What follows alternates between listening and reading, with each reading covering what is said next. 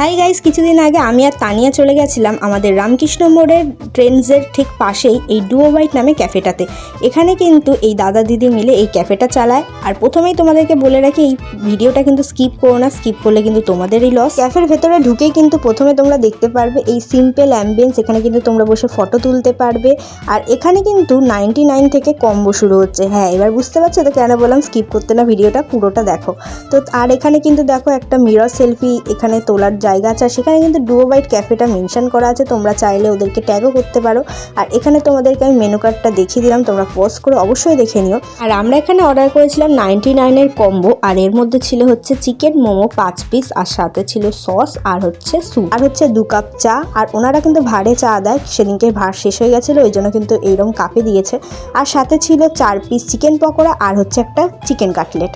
তো চলো এবার খেয়ে দেখা যাক। তো প্রথমেই কিন্তু চিকেন পকোড়াটা খাচ্ছিলাম। আর এখানে কিন্তু চিকেন পকোড়া হচ্ছে মাত্র 7 টাকা পিস চিকেন পকোড়া। আর 7 টাকার কিন্তু দামের থেকে কিন্তু চিকেন পকোড়াটা অনেকটাই বড়। আর ভেতরে কিন্তু পুরোই চিকেন ছিল ভরপুর। আর তারপর কিন্তু এখানে চিকেন কাটলেট খেলাম। আর চিকেন কাটলেটটা হচ্ছে 30 টাকা দাম 1 পিস।